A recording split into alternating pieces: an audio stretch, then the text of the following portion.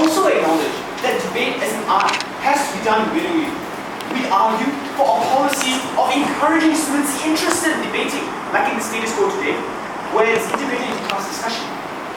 Now, we set inherent burden on the proposition today to prove that making debate compulsory will bring about benefits not only to the prospective debaters, but to the art of debate and to society as a whole as well. Now, we'd also like to clarify that this debate isn't about the 29 or 33 people in 29 out of 33 people in the classroom, let's say, who actively reject debate, not, let's say, 4 people who really are interested in debate. And with that, let me move on to my case study for today. I will show you how students deserve the right to choice and possible alternatives other than compulsory debating. While my second speaker will talk to you about the education system and the opportunity costs that come with compulsory debating. And with that, let me move on to my points of contention today. I have 2 main points of contention with the proposition speech today. My first point of contention is about the incentive on developing cognitive function, and my second point of contention is on the very creative policy that they're giving us today. With that, let me move on to my first point of contention. Well, they said that, well, simply put, debating helps people develop cognitive function and helps to broaden their learning.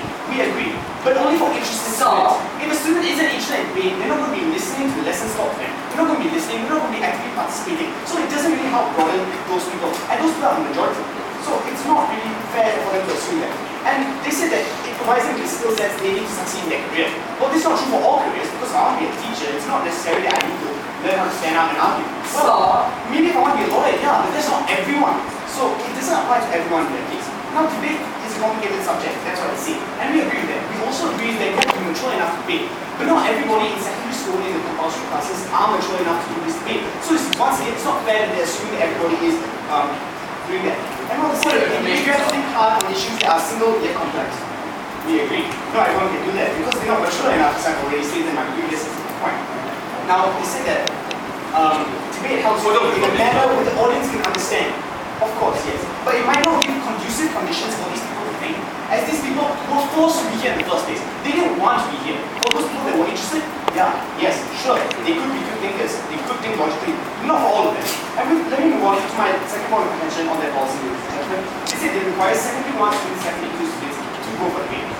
Well, if debate is such a good thing, then why don't you just continue it further? Why don't you just continue it in secondary 3 and secondary 4 students, since they acknowledge that debate is fundamentally brilliant? And now, they said we can grade people according to WSDC standards, where you get graded not on information, but it's better debate. Well, if that's the case, then students are just going to be mugging for debate and not really going to be interested in the debate itself. So it doesn't really make sense to me. And with that, let me move to my first substantive on students' right to choice. Ladies and gentlemen, the thesis of this argument is that when debate is made compulsory, it loses its meaning. So, debate is an art that requires talent, dedication, and most of all, passion. Why? Because it requires absolute amounts of focus and practice to perfect something each and every one of us is still trying to do today.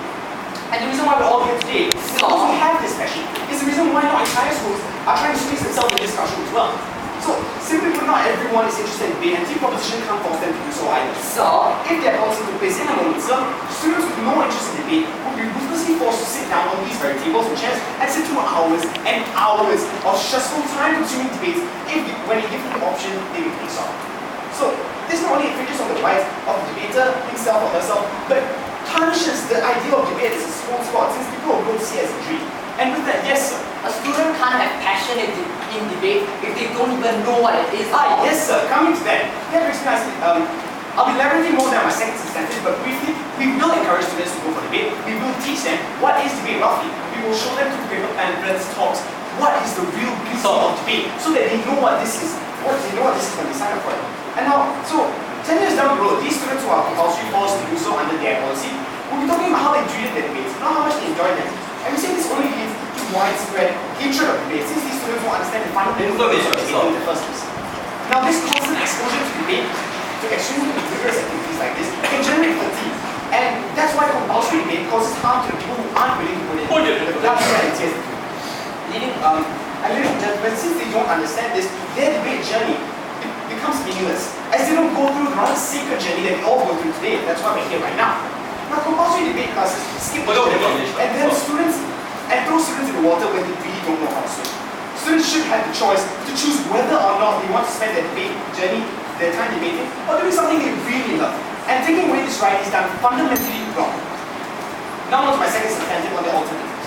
Like their side, we too are very motivated to accelerate the debate scene all over the globe. The only difference is, our debaters might be fewer in number, but better in logic, while the opposite is for theirs. How would we do this? We would encourage students to try debating, and if they like it, they'll be given an opportunity to continue. We won't make it compulsory.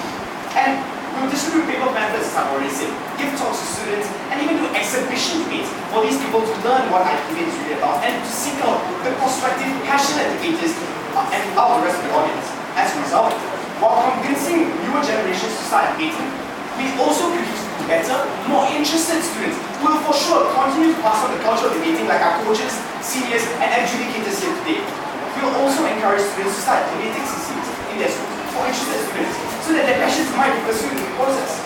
And countries like Finland, America, and European countries like Britain and Switzerland emphasize debate in their education today without making it compulsory. And that's why they produce the best debaters in the world. And this goes for Singapore as well, ladies and gentlemen. So go with the side that recognizes that debate is an art, which students can't be forced to learn. Thank you.